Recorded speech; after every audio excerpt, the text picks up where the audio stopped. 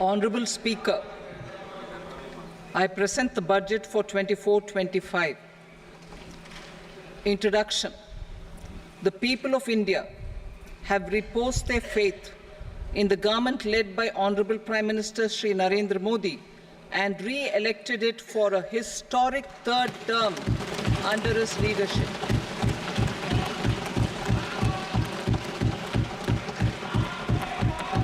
We are grateful for their support, faith, and trust in our policies.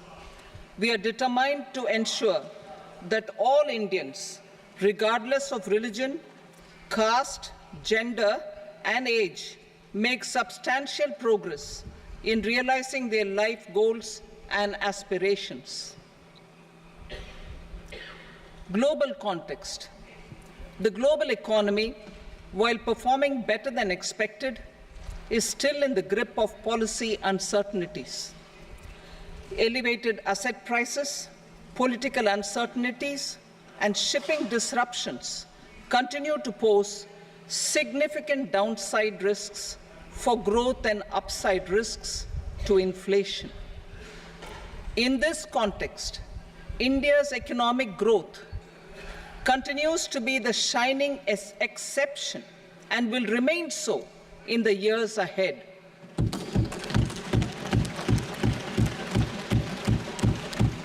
India's inflation continues to be low, stable, and moving towards the 4% target. Core inflation, that is non-food and non-fuel, currently is 3.1%.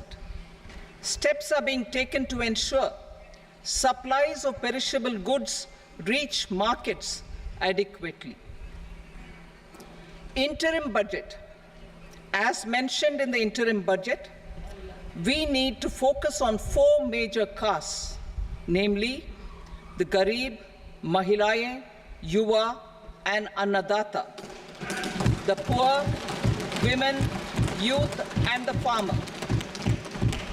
For Annadata, we announced higher minimum support prices a month ago for all major crops, delivering on the promise of at least a 50% margin over costs. Pradhan Mantri Garib Kalyan Anna Yojana was extended for 5 years, benefiting more than 80 crore people. Administrative actions for approval and implementation of various schemes announced in the interim budget are well underway.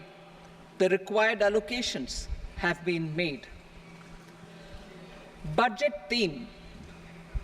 Turning attention to the full year and beyond in this budget, we particularly focus on employment, skilling, MSMEs, and the middle class.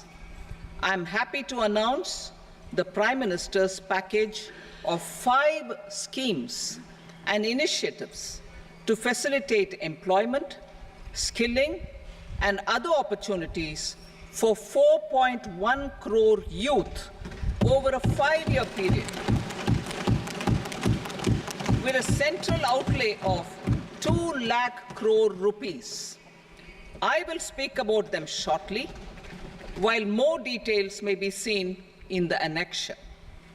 This year, I've made a provision of 1.48 lakh rupees, 1.48 lakh crore rupees for education, employment, and skilling. Budget priorities. The people have given a unique opportunity to our government to take the country on the path of strong development and an all-round prosperity. In the interim budget, we promise to present a detailed roadmap for our pursuit of Vikasit Bharat. In line with the strategy set out in the interim budget, this budget envisages sustained efforts on the following 9 priorities for generating ample opportunities for all. Number 1, productivity and resilience in agriculture. Number 2, employment and skilling. Number 3, inclusive human resource development and social justice. 4. Manufacturing and services. 5. Urban development. 6. Energy security. 7. Infrastructure. 8. Innovation, research and development. And 9. Next generation reforms. Subsequent budgets will build on these and add more priorities and actions. A more detailed formulation will be carried out as part of the economic policy framework about which I will speak later in this speech. This budget details some of the specific actions to be initiated in the current year towards fulfillment of these priorities, with potential for transformative changes. The budget also covers some of the previously made announcements with intent to strengthen them and step up their implementation for expediting our journey towards the goal of Viksit Bharat. Priority 1, productivity and resilience in agriculture. Transforming agricultural research. Our government will undertake a comprehensive review of the agricultural research setup to bring the focus on raising productivity and developing climate-resilient varieties. Funding will be provided in challenge mode, including to the private sector. Domain experts, both from the government and outside, will oversee the conduct of such research. Release of new varieties. New 109 high-yielding and climate-resilient varieties of 32 field and horticultural crops will be released for cultivation by farmers. Natural farming. In the next 2 years, 1 crore farmers across the country will be initiated into natural farming, supported by certification and branding. Implementation will be through scientific institutions and willing gram panchayats. 10,000 need-based bio-input resource centers will be established. Missions for pulses and oil seeds. For achieving self-sufficiency in pulses and oil seeds, we will strengthen their production, storage, and marketing. As announced in the interim budget, a strategy is being put in place to achieve Atmanirbharta for oil seeds such as mustard, groundnut, sesame, soybean, and sunflower. Vegetable production and supply chains. Large-scale clusters for vegetable production will be developed closer to major consumption centers. We will promote farmer-producer organizations, cooperatives, and startups for vegetable supply chains, including for collection and storage and marketing. Digital public infrastructure for agriculture. Buoyed by the success of the pilot project, our government, in partnership with the states, will facilitate the implementation of the digital public infrastructure in agriculture for coverage of farmers and their lands in 3 years. During this year, digital crop survey for Kharif using the DPI will be taken up in 400 districts. The details of 6 crore farmers and their lands will be brought into the farmer and land registries. Further, the issuance of Jan Samarth-based Kisan credit cards will be enabled in 5 states. Shrimp production and export. Financial support for setting up a network of nucleus breeding centers for shrimp brood stocks will be provided. Financing for shrimp farming, processing, and export will be facilitated through NABARD. National Cooperation Policy. Our government will bring out a national cooperation policy for systematic, orderly, and all-round development of the cooperative sector, fast-tracking growth of rural economy and generation of employment opportunities on a large scale will be the policy goal. This year, I have made a provision of 1.52 lakh crore rupees for agriculture and allied sectors.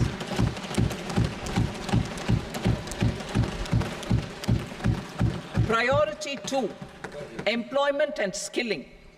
Employment-linked incentive. Our government will implement following 3 schemes for employment-linked incentive as part of the Prime Minister's package. These will be based on enrollment in the EPFO and focus on recognition of first-time employees and support to employees and employers. Scheme A, first-timers. This scheme will provide 1 month wage to all persons newly entering the workforce in all formal sectors.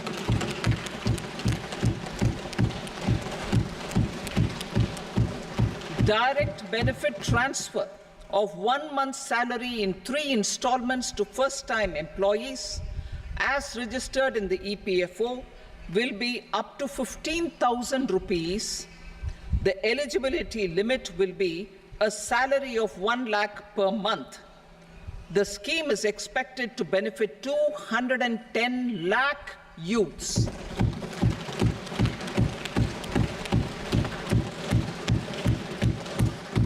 Scheme B, job creation in manufacturing. This scheme will incentivize additional employment in the manufacturing sector linked to the employment of first-time employees. An incentive will be provided at specified scale directly both to the employee and the employer with respect to the EPFO contribution in the first 4 years of employment. The scheme is expected to benefit 30 lakh youth entering employment and their employers.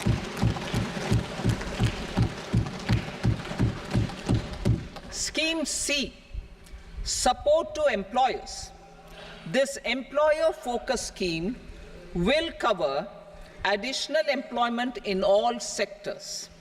All additional employment within a salary of 1 lakh rupee per month will be counted. The government will reimburse to employers up to 3,000 rupees per month for 2 years towards the EPFO contribution for each additional employee. The scheme is expected to incentivize additional employment of 50 lakh persons.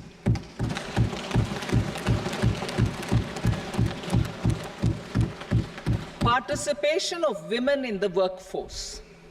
We will facilitate higher participation of women in the workforce through setting up of working women hostels in collaboration with industry and establishing creches. In addition, the partnership will seek to organize women-specific skilling programs and promotion of market access for women SHG enterprises. Skilling program. I'm happy to announce a new centrally sponsored scheme as the 4th scheme under the Prime Minister's package for skilling in collaboration with state governments and industry. 20 lakh youth will be skilled over a 5-year period.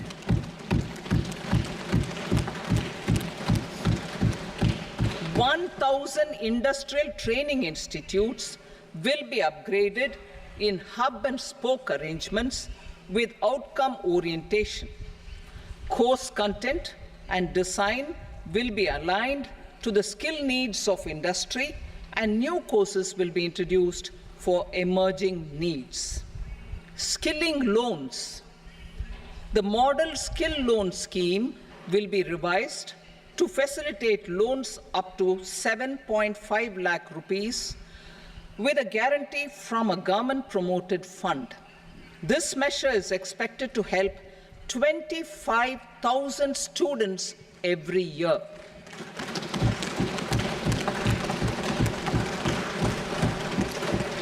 Education loans for helping our youth who have not been eligible for any benefit under government schemes and policies.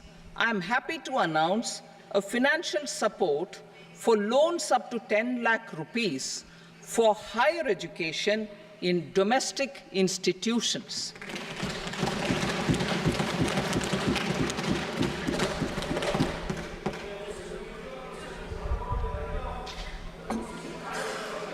E-vouchers for this purpose. E-vouchers for this purpose will be given directly to 1 lakh students every year for annual interest subvention of 3% of the loan amount. Priority 3, inclusive human resource development and social justice, saturation approach. Our government is committed to all-round, all-pervasive and all-inclusive development of people, particularly farmers, youth, women, and the poor.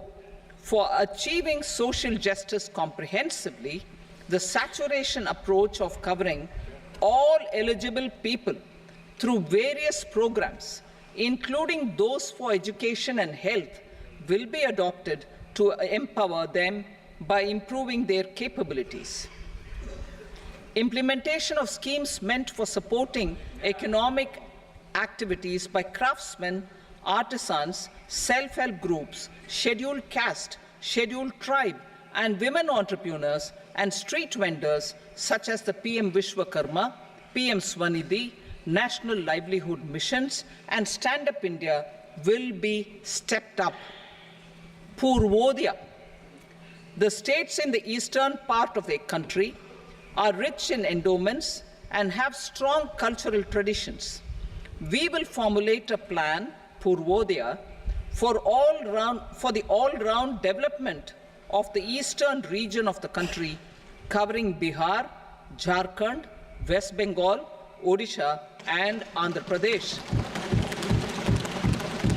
This will cover human resource development, infrastructure, and generation of economic opportunities to make the region an engine to attain Vikasit Bharat. On the Amritsar-Kolkata Industrial Corridor, we will support development of an industrial node at Gaya. This corridor will catalyze industrial development of the eastern region. The industrial node at Gaya will also be a good model for developing our ancient centers of cultural importance into future centers of modern economy. This model shall showcase Vikas B, Virasat B in our growth trajectory. We will also support development of road connectivity projects, namely 1. Patna-Purnia Expressway, 2. Buxar-Bhagalpur Expressway, 3. Bodh Gaya, Rajgir, Vaishali and Darbhanga spurs, and 4. Additional 2-lane bridge over River Ganga at Buxar at a total cost of 26,000 crore rupees.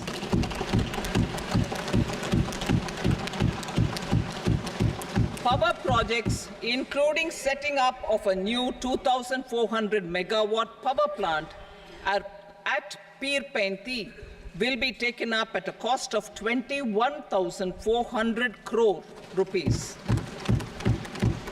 New airports, medical colleges, and sports infrastructure in Bihar will be constructed.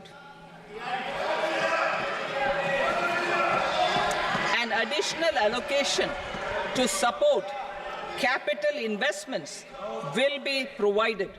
The requests of Bihar government for external assistance from multilateral development banks will be expedited.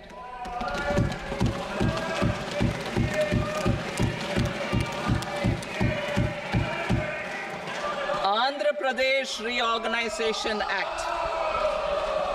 Our government has made concerted efforts to fulfill the commitments in Andhra Pradesh Reorganization Act. Recognizing the state's need for the capital, recognizing the state's need for a capital, we will facilitate special financial support through multilateral development agencies. In the current financial year, 15,000 crore rupees will be arranged with additional amounts in future years.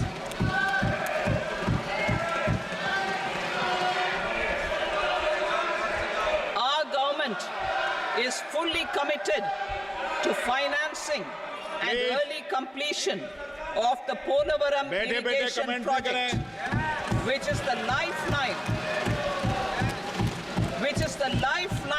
for Andhra Pradesh and its farmers. This will facilitate our country's food security as well. Under the Act, Andhra Pradesh Reorganization Act, for promoting industrial development, funds will be provided for essential infrastructure such as water, power, railways, and roads. In Kopparthi node on the Visakhapatnam-Chennai Industrial Corridor and Varavakal node on the Hyderabad-Bangalore Industrial Corridor. An additional allocation will be provided this year towards capital investment for economic growth. Grants for backward regions of Rayalaseema, Prakasham, North Coastal Andhra, as stated in the Act, will be provided. PM Awas Yojana. 3 crore additional houses under the PM Awas Yojana in rural and urban areas in the country have been announced, for which the necessary allocations are being made. Women-led development. For promoting women-led development, the budget carries an allocation of more than 3 lakh crore for schemes benefiting women and girls. This signals our government's commitment for enhancing women's role in economic development. Pradhan Mantri Janjatiya Unnat Gram Abhiyan. For improving the socio-economic condition of tribal communities, we will launch the Pradhan Mantri Janjatiya Unnat Gram Abhiyan by adopting saturation coverage for tribal families in tribal majority villages and aspirational districts.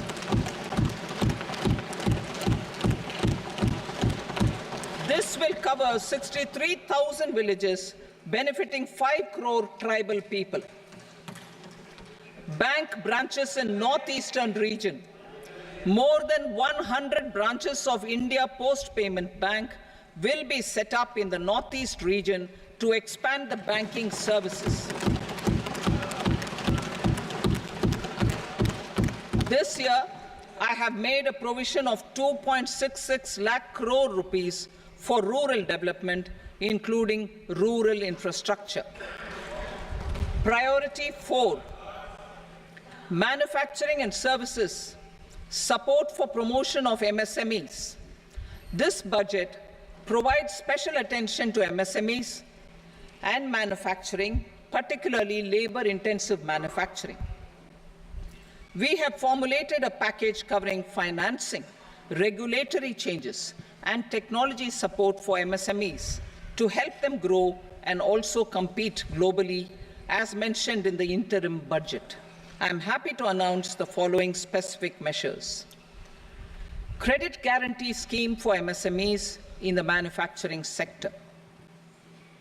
For facilitating term loans to MSMEs for purchase of machinery and equipment without collateral or third-party guarantee, a credit guarantee scheme will be introduced. The scheme will operate on pooling of credit risks of such MSMEs.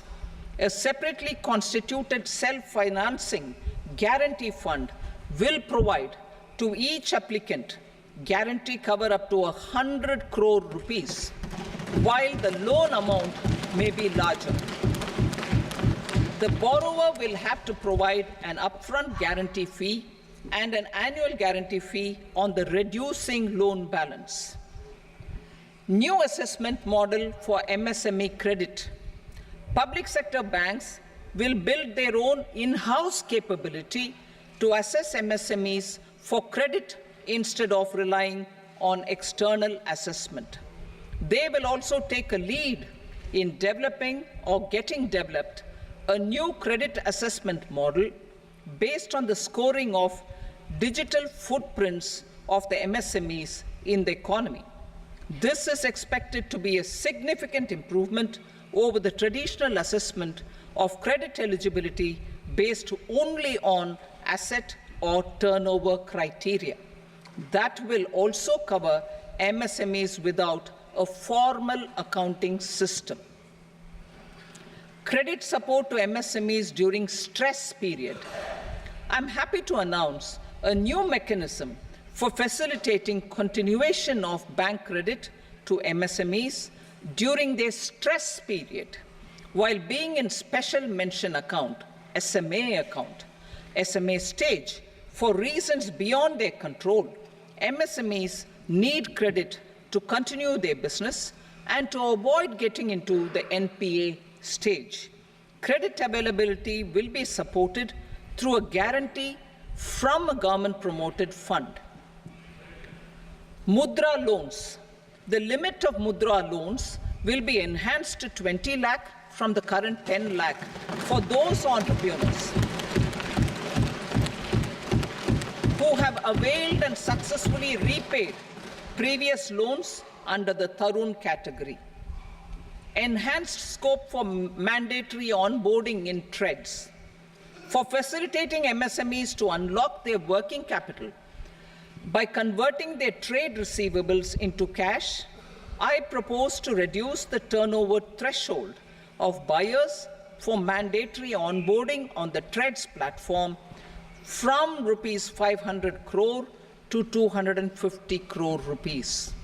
This measure will bring 22 more CPSCs and 7,000 more companies onto the platform. Medium enterprises will also be included in the scope of the suppliers. SIDBI branches in MSME clusters. SIDBI will open new branches to expand its reach to serve all major MSME clusters within 3 years and provide direct credit to them. With the opening of 24 such branches this year, the service coverage will expand to 168 out of 242 major clusters.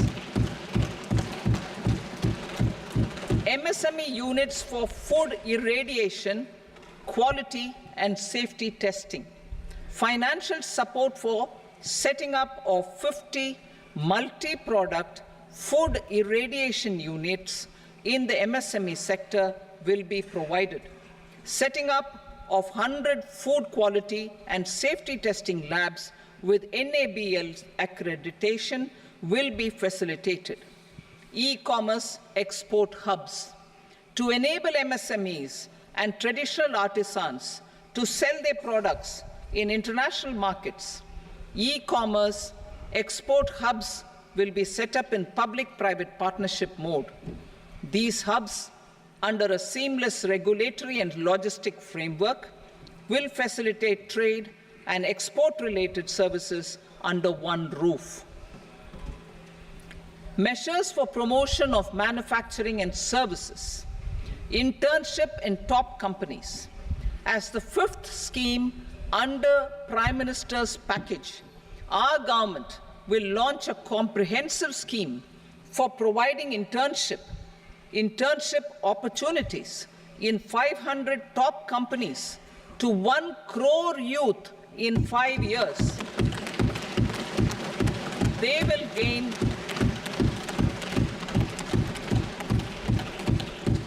will gain exposure for 12 months to real-life business environment, varied professions, and employment opportunities. An internship allowance of 5,000 per month, 5,000 rupees per month, along with a one-time assistance of 6,000 rupees will be provided. Companies will be expected to bear the training cost and 10% of their internship cost from their CSR funds. Industrial parks.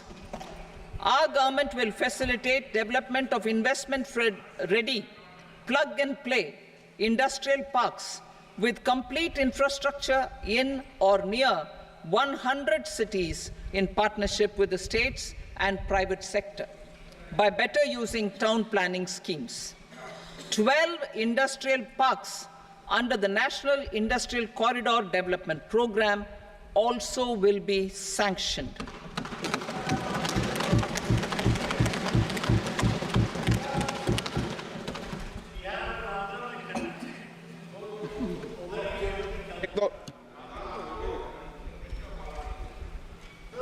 Veji paper, no. Please, Petty.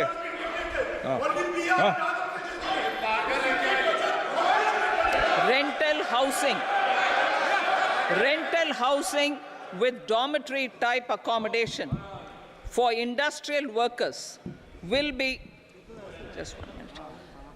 Rental housing, I repeat, rental housing with dormitory type accommodation for industrial workers will be facilitated in PPP mode with VGF support and commitment from anchor industries.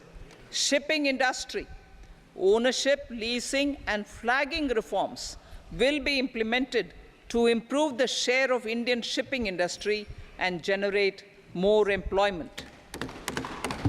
Critical mineral mission.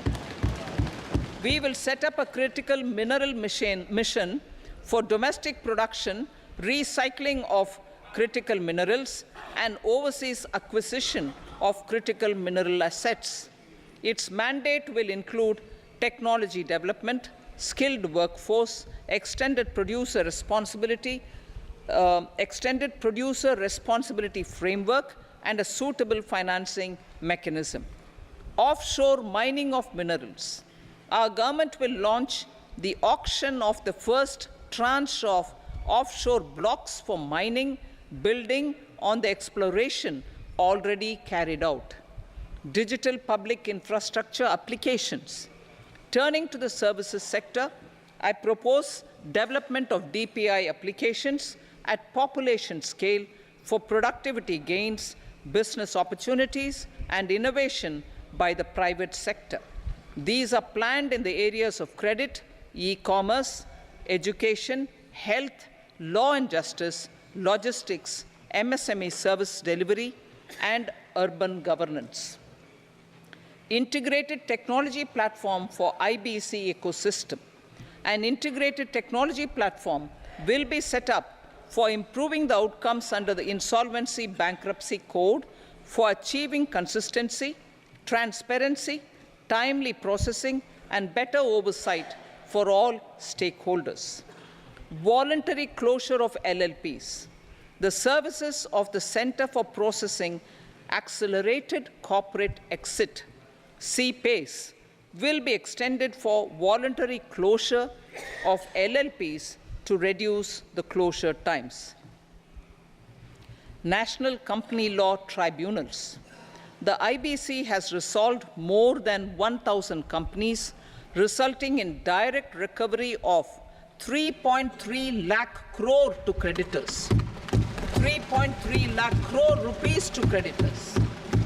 In addition, 28,000 cases involving over 10 lakh crore rupees have been disposed of even prior to admission. Appropriate changes to the IBC, reforms and strengthening of the tribunal and appellate tribunals will be initiated to speed up insolvency resolution. Additional tribunals will be established. Out of those, some will be notified to decide cases exclusively under the Companies Act. Debt recovery. Steps for reforming and strengthening debt recovery tribunals will be taken. Additional tribunals will be established to speed up recovery.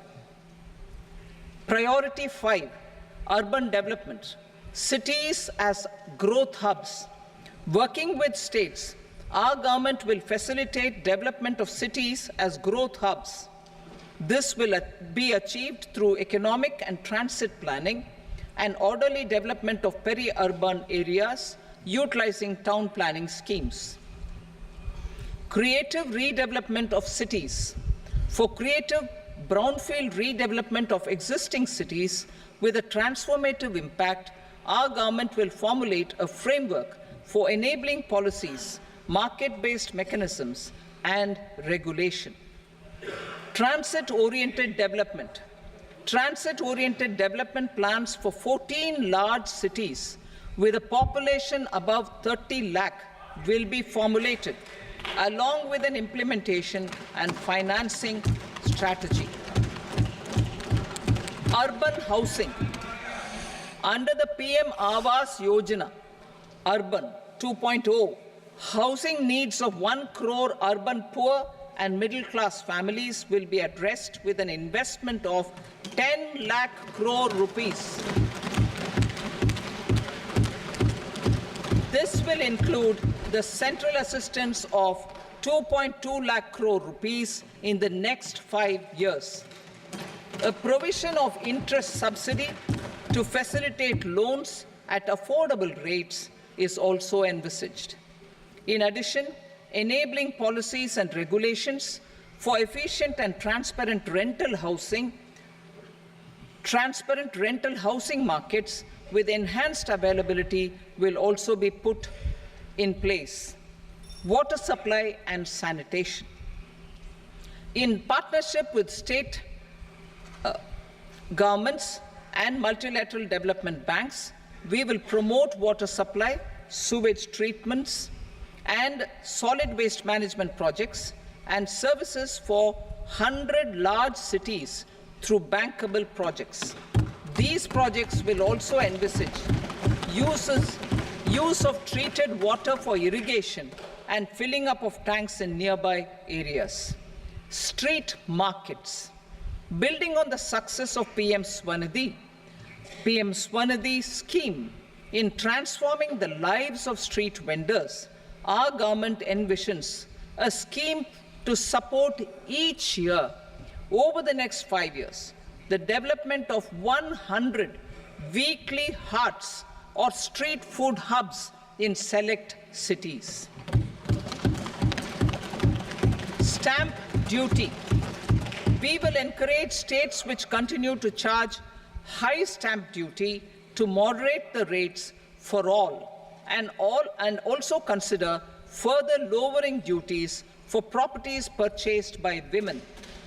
This reform will be made an essential component of urban development schemes.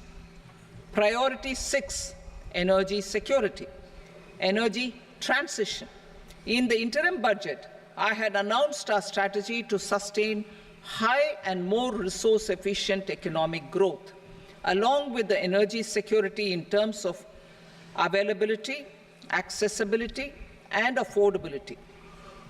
We will bring out a policy document on appropriate energy transition pathways that balances the imperatives of employment, growth, and environmental sustainability.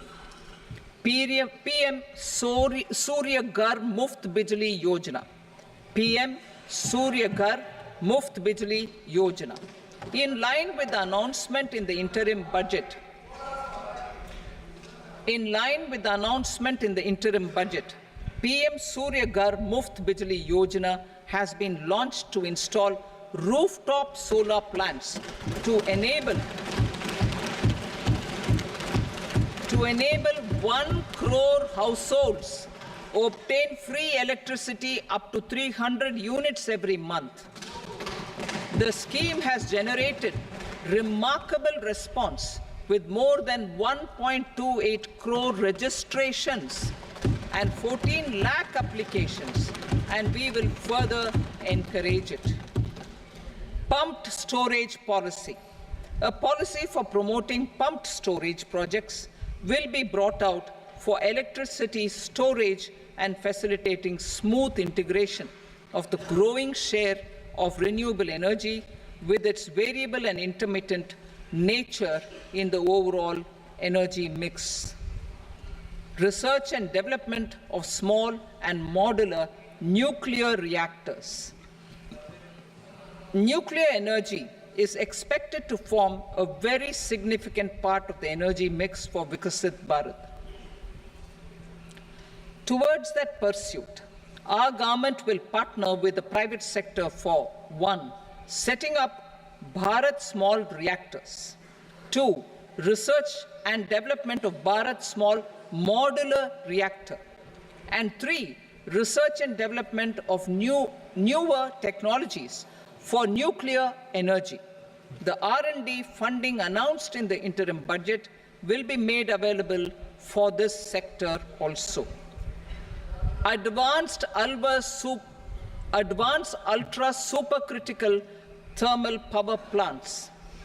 The development of indigenous technology for advanced ultra supercritical thermal power plants with much higher efficiency has been completed. A joint venture between NTPC and BHEL will set up a full-scale 800 megawatt commercial plant using AUSC technology. The government will provide the required fiscal support. Moving forward, development of indigenous capacity for the production of high-grade steel and other advanced metallurgy materials for these plants will result in strong spin-off benefits for the economy. Roadmap for hard-to-abate industries. A roadmap for moving the hard-to-abate industries from energy efficiency targets to emission targets will be formulated. Appropriate regulations for transition of these industries from the current perform, achieve, and trade mode to Indian carbon market mode will be put in place. Support to traditional micro and small industries. An investment-grade energy audit of traditional micro and small industries in 60 clusters, including brass and ceramic, will be facilitated. Financial support will be provided for shifting them to cleaner forms of energy and implementation of energy efficiency measures. The scheme will be replicated in another 100 clusters in the next phase. Priority 7, infrastructure investment by central government. Significant investment the central government has made over the years in building and improving infrastructure has had a strong multiplier effect on the economy. We will endeavor to maintain strong fiscal support for infrastructure over the next 5 years in conjunction with imperatives of other priorities and fiscal consolidation. This year, I have provided 11,11,111 crore rupees for capital expenditure. This would be 3.4% of our GDP. Infrastructure investment by state governments. We will encourage states to provide support of similar scale for infrastructure, subject to their development priorities. a provision of 1.5 lakh crore rupees for long-term interest-free loans have been made this year also to support the states in their resource allocation. Private investment in infrastructure. Investment in infrastructure by private sector will be promoted through viability gap funding and enabling policies and regulations. A market-based financing framework will be brought out. Pradhan Mantri Gram Sadak Yojana, Phase 4 of the PMGSY will be launched to provide all-weather connectivity to 25,000 rural habitations, which have become eligible in view of their population increase. Irrigation and flood mitigation. Bihar has frequently suffered from floods, many of them originating outside the country.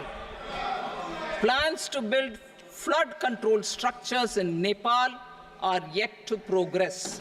Our government, through the Accelerated Irrigation Benefit Program and other sources, will provide financial support for projects with estimated cost of 11,500 crore rupees, such as the Kosi-Michi intra-state link and 20 other ongoing and new schemes, including barrages, river pollution abatement, and irrigation projects. In addition, survey and investigation of Kosi-related flood mitigation and irrigation projects will be undertaken.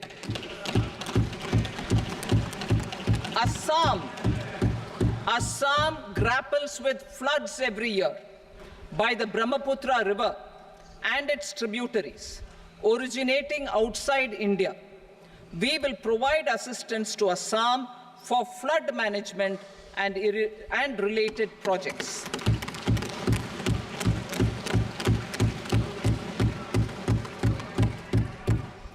Himachal Pradesh suffered extensive losses due to floods last year. Our government will provide assistance to the state for reconstruction and rehabilitation through multilateral development assistance.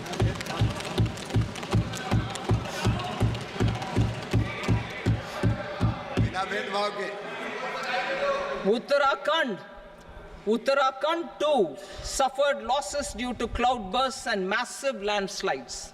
We will provide assistance to the state. Recently, Sikkim witnessed devastating flash floods and landslides that wreaked havoc across the state. Our government will provide assistance to the state. Tourism. Tourism has always been a part of our civilization. Our efforts in positioning India as a global tourist destination will also create jobs, stimulate investments, and unlock economic opportunities for other sectors. In addition to the measures outlined in the interim budget, I propose the following measures.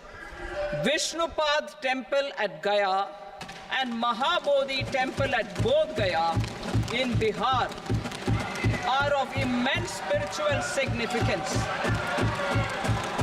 Comprehensive development of Vishnupad Temple Corridor and Mahabodhi Temple Corridor will be supported, modeled on the successful Kashi Vishwanath Temple Corridor to transform them into world-class pilgrim and tourist destinations. Rajgir holds immense religious significance for Hindus, Buddhists, and Jains. The 20th Tirthankara Muniswarata temple in the Jain temple complex is ancient. The Saptarishi, or the 7 hot springs, form a warm water Brahmkund that is sacred. a comprehensive development initiative for Rajgir will be undertaken. Our government will support the development of Nalanda as a tourist center, besides reviving Nalanda University to its glorious stature. Odisha's scenic beauty, temples, monuments, craftsmanship, wildlife sanctuaries, natural landscapes, and pristine beaches make it an ultimate tourism destination. Our government will provide assistance for their development to Odisha as well. Priority 8, innovation, research and development. We will operationalize the Anusandhan National Research Fund for basic research and prototype development. Further, we will set up a mechanism for spurring private sector-driven research and innovation at commercial scale with a financing pool of 1 lakh crore rupees in line with the announcement in the interim budget. Space economy. With our continued emphasis on expanding the space economy by 5 times in the next 10 years, a venture capital fund of 1,000 crore rupees will be set up. Priority 9, next generation reforms. Economic policy framework. We will formulate an economic policy framework to delineate the overarching approach to economic development and set the scope of the next generation of reforms for facilitating employment opportunities and sustaining high growth. Our government will initiate and incentivize reforms for 1. Improving productivity of factors of production, and 2. Facilitating markets and sectors to become more efficient. These reforms will cover all factors of production, namely land, labor, capital, and entrepreneurship, and technology as an enabler of improving total factor productivity and bridging inequality. Effective implementation of several of these reforms requires collaboration between the center and the states and building consensus as development of the country lies in development of the states. For promoting competitive federalism and incentivizing states for faster implementation of reforms, I propose to earmark a significant part of the 50-year interest-free loan. Working with the states, we will initiate the following reforms.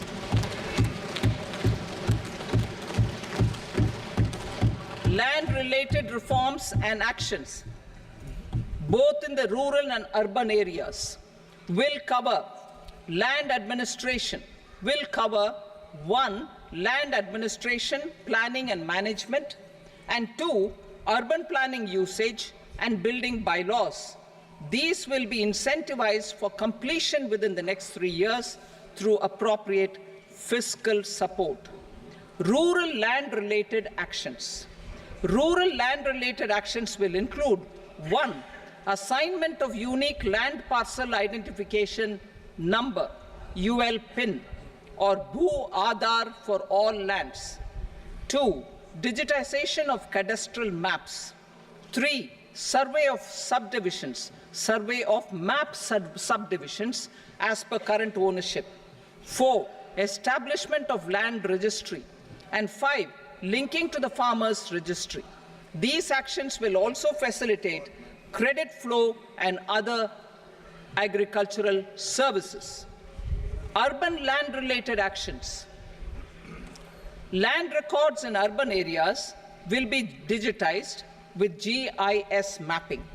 An IT-based system for property record administration, updating, and tax administration will be established.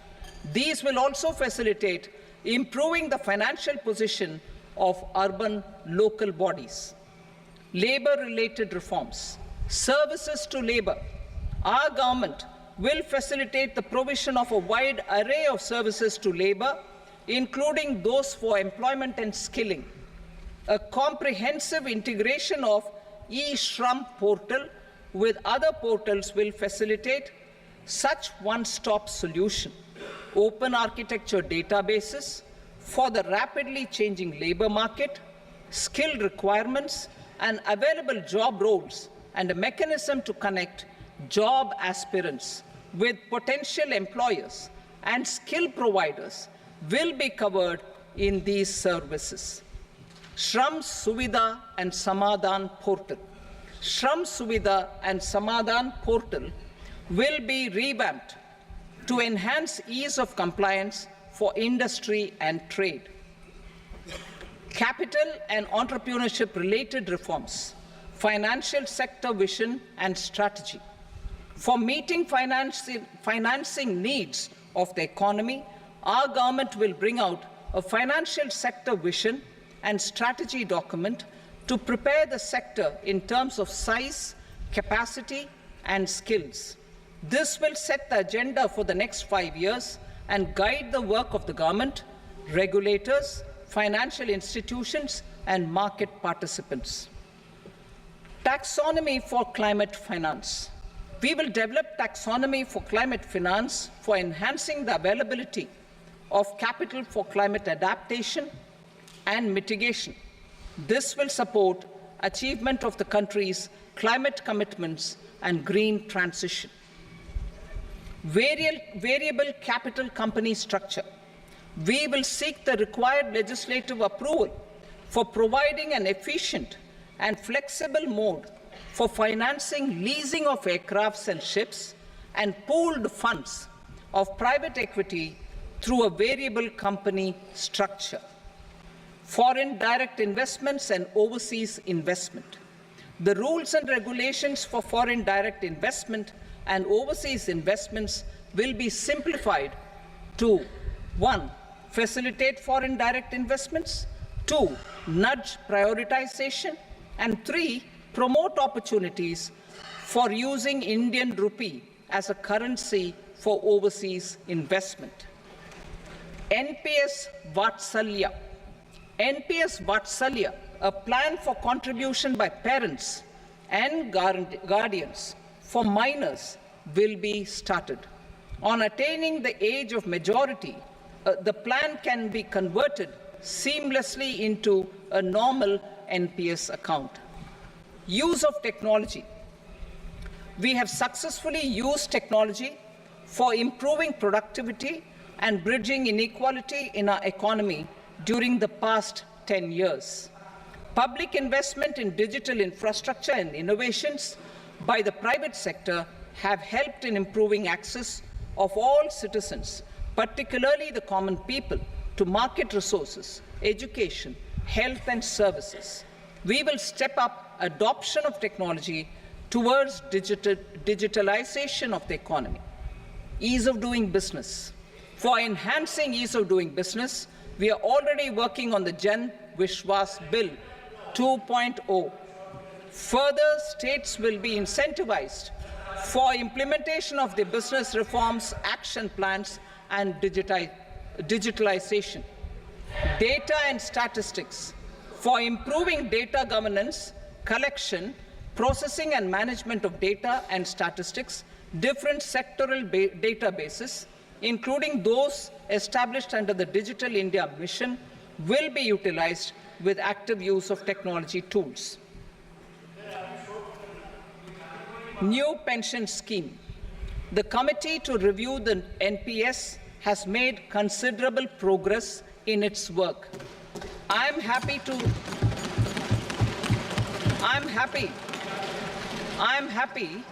that the staff side of the National Council of the Joint Consultative Machinery for Central Government Employees has taken a constructive approach. A solution will be evolved which addresses the relevant issues while maintaining fiscal prudence to protect the common citizens. Budget estimates for 24-25. For the year 24-25, total receipts other than borrowings and the total expenditure are estimated at 32.07 lakh crore rupees and 48.21 lakh crore rupees respectively. The net tax receipts are estimated at 25.83 lakh crore rupees. The fiscal deficit is estimated at 4.9% of the GDP. The gross and the net market borrowings through dated securities during 24-25 are estimated at 14.01 lakh crore rupees and 11.63 lakh crore rupees respectively. Both will be less than that in 23-24. The fiscal consolidation path announced by me in 2021 has served our economy very well, and we aim to reach the deficit below 4.5% next year. The government is committed to staying the course. From 2026-27 onwards, our endeavour will be to keep the fiscal deficit each year such that the central government's debt will be on a declining path as percentage of GDP. I will now move to Part B.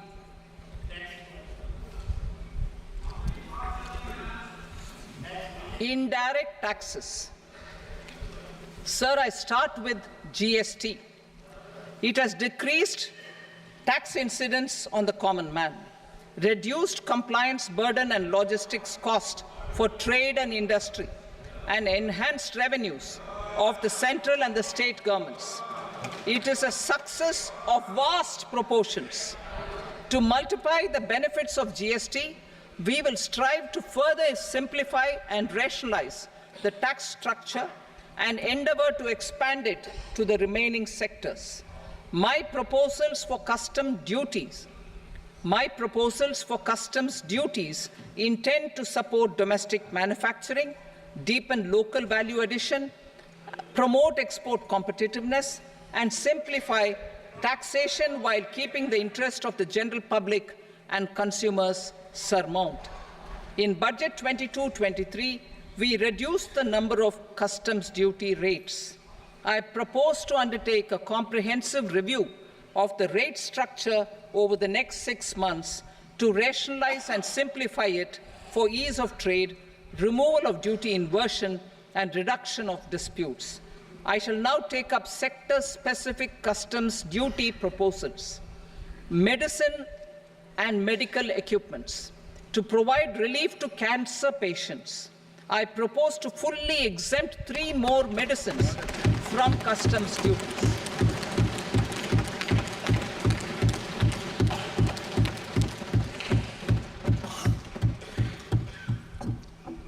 I also propose changes in the BCD on X-ray tubes and flat panel detectors for use in medical X-ray machines under the phased manufacturing program so as to synchronize them with the domestic capacity addition. Mobile phone and related parts. With a 3-fold increase in domestic production and almost a 100-fold jump in exports of mobile phones over the last 6 years, the Indian mobile industry has matured. In the interest of consumers, I now propose to reduce the BCD on mobile phone, mobile PCBA, and mobile charger to 15%. Critical minerals. Minerals such as lithium, copper, cobalt, and rare earth elements are critical for sectors like nuclear energy, renewable energy, space, defense, telecommunications, and high-tech electronics. I propose to fully exempt customs duties on 25 critical minerals and reduce BCD on 2 of them. This will provide a major fillip to the processing and refining of such minerals and help secure their availability for these strategic and important sectors. Solar energy. Energy transition is critical in the fight against climate change. To support energy transition, I propose to expand the list of exempted capital goods for use in the manufacture of solar cells and panels in the country. Further, in view of sufficient domestic manufacturing capacity of solar gas, glass and tinned copper interconnect, I propose not to extend the exemption of custom duties provided to them. Marine products. India's seafood exports in the last financial year touched an all-time high of more than 60,000 crores of rupees. Frozen shrimp accounted for about 2/3 of these exports. To enhance their competitiveness, I propose to reduce BCD on certain broodstock, polychaete worms, shrimp and fish feed to 5%. I also propose to exempt customs duty on various inputs for manufacture of shrimp and fish feed. Leather and textile. Similarly, to enhance the competitiveness of exports in the leather and textile sectors, I propose to reduce BCD on real down-filling material from duck or goose.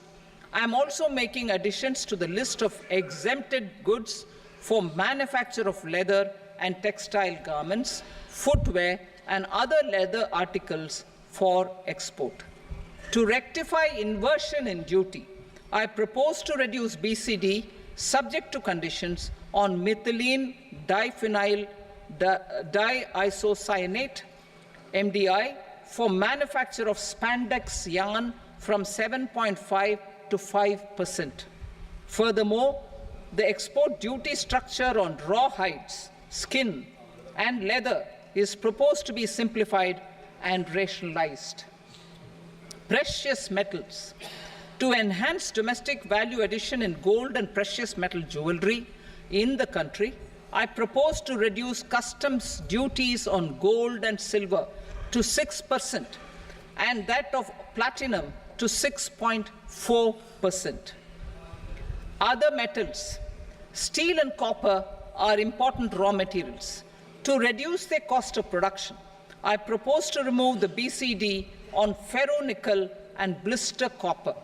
I am also continuing with nil BCD on ferrous scrap and nickel cathode and concessional BCD of 2.5% on copper scrap. Electronics. To increase value addition in the domestic electronics industry, I propose to remove the BCD subject to conditions on oxygen-free copper for manufacture of resistors. I also propose to exempt certain parts for manufacture of connectors. Chemicals and petrochemicals. To support existing and new capacities in the pipeline, I propose to increase the BCD on ammonium nitrate from 7.5% to 10%. Plastics. PVC flex banners are non-biodegradable and hazardous for environment and health. To curb their imports, I propose to raise the BCD on them from 10 to 25%. Telecommunication equipment. To incentivize domestic manufacturing, I propose to increase the BCD from 10 to 15% on PCBA of specified telecom equipment. Trade facilitation. To promote domestic aviation and boat and ship MRO, I propose to extend the period for export of goods imported for repairs from 6 months to 1 year. I'll read that again. To promote domestic aviation and boat and ship maintenance, repair and operations, I propose to extend the period for export of goods imported for repairs from 6 months to 1 year. In the same vein, I propose to extend the time limit for re-import of goods for repairs under warranty from 3 to 5 years. I now move to direct taxes. We will continue our efforts to simplify taxes, improve taxpayer services, provide tax certainty, and reduce litigation while enhancing revenues for funding the development and welfare schemes of the government. It has been our endeavour to simplify taxation. We have taken a number of measures in the last few years, including introduction of simplified tax regimes without exemptions and deductions for corporate tax and for personal income tax. This has been appreciated by taxpayers. 58% of corporate tax came from the simplified tax regime in the financial year 22-23.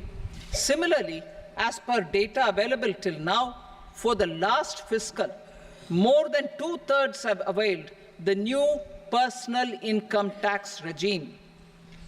Comprehensive review of the Income Tax Act. I am now announcing a comprehensive review of the Income Tax Act 1961. The purpose is to make the Act concise, lucid, easy to read and understand. This will reduce disputes and litigation, thereby providing tax certainty to the taxpayers. I will also bring down the demand embroiled in litigation. It is proposed to be completed in 6 months.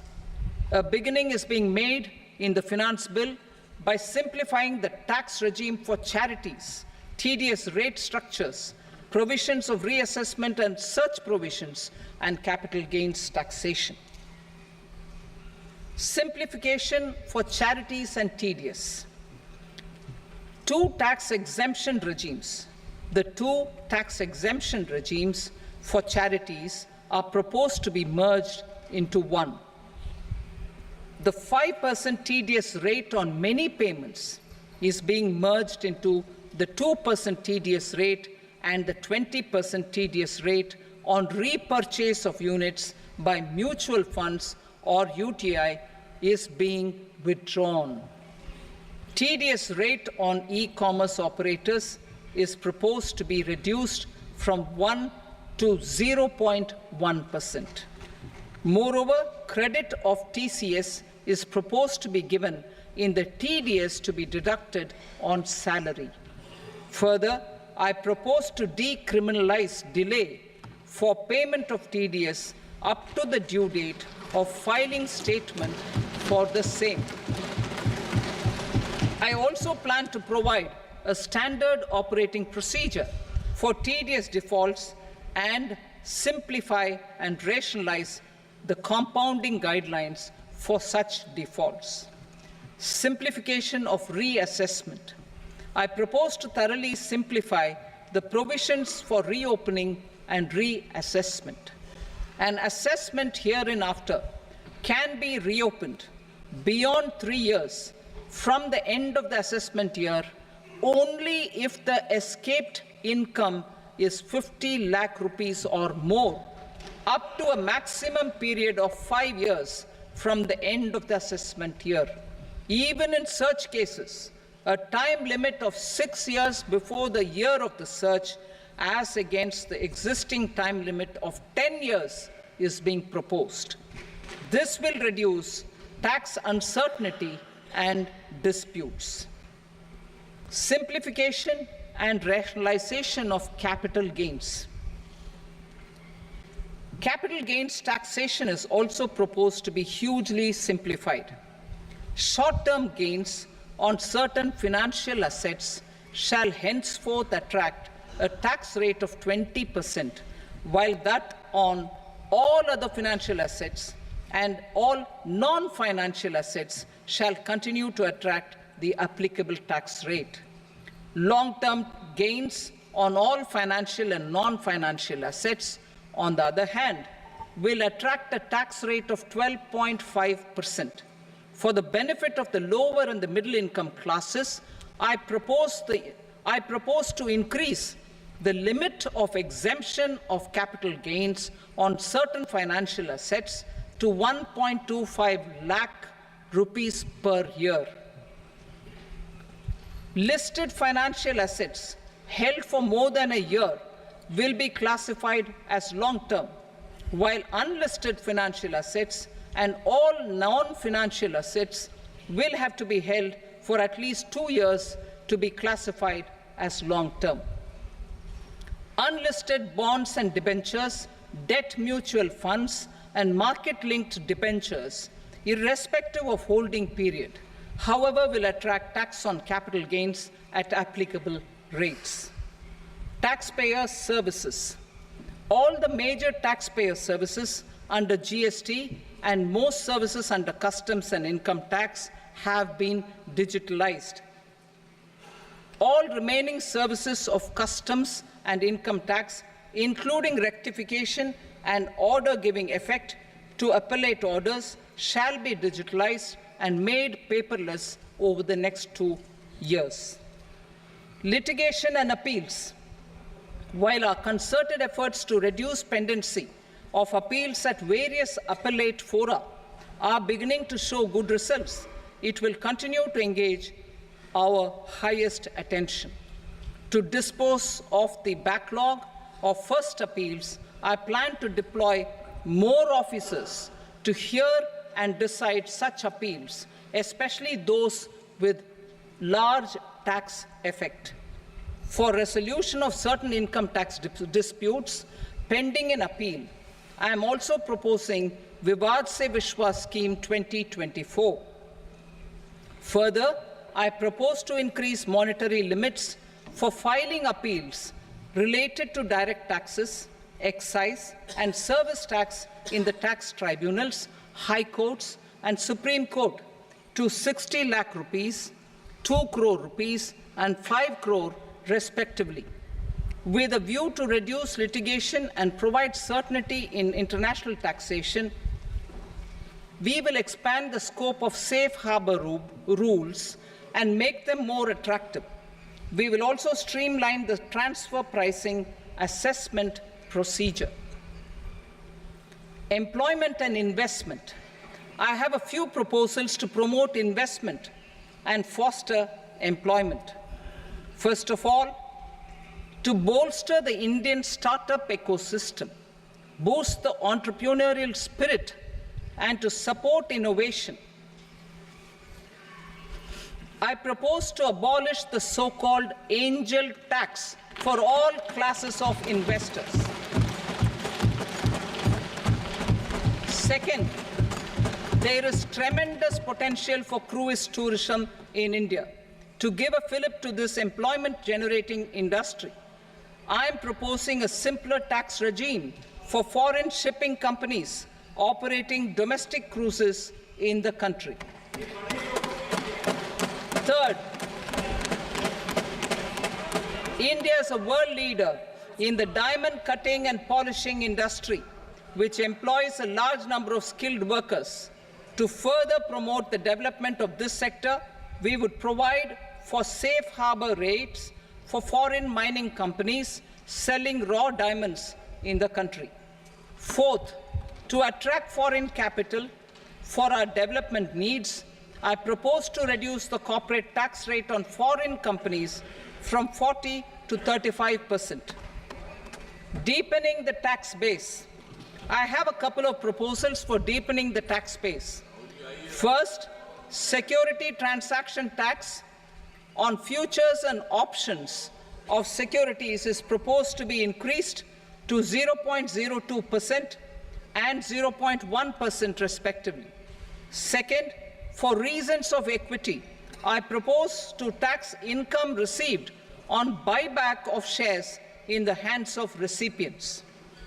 Other proposals.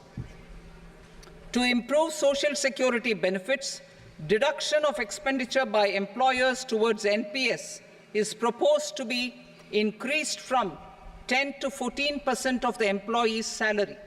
Similarly, deduction of this expenditure up to 14% of salary from the income of employees in private sector, public sector banks, and undertakings opting for the new tax regime is proposed to be provided. Indian professionals working in multinationals get ESOPs and invest in social security schemes and other movable assets abroad. Non-reporting of such small foreign assets has penal consequences under the Black Money Act. Such non-reporting of movable assets up to 20 lakh rupees is proposed to be depenalized.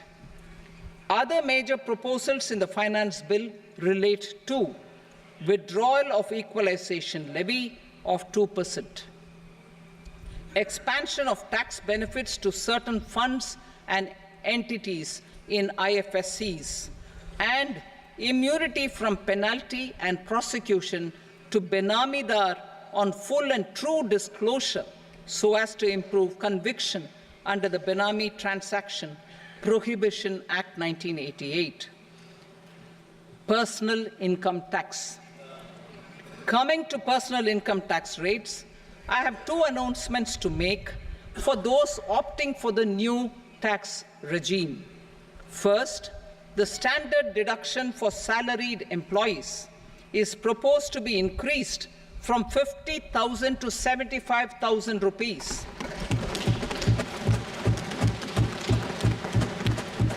Similarly, deduction on family pension for pensioners is proposed to be enhanced from 15,000 to 25,000 rupees.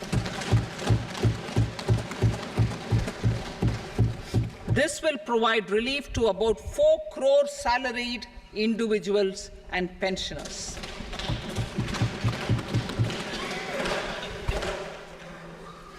Second, in the new tax regime, the tax rate structure is proposed to be revised as follows: 0 to 3 lakh rupees, nil; 3 to 7 lakh rupees, 5%; 7 to 10 lakh rupees, 10%; 10 to 12 lakh rupees, 15%; 12 to 15 lakh rupees, 20%; and above 15 lakh rupees, 30%. As a result of these changes, a salaried employee in the new tax regime stands to save up to 17,500 rupees in income tax.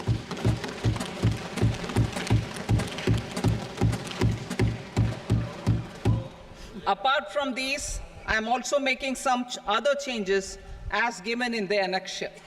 As a result of these proposals, revenue of about 37,000 crore, that is 29,000 crore in direct taxes and 8,000 crore in indirect taxes, will be foregone, while revenue of about 30,000 crore rupees will be additionally mobilized. Thus, the total revenue foregone is about 7,000 crores annually. Mr. Speaker, sir, with this, I commend the budget to this august House. Jai Hind.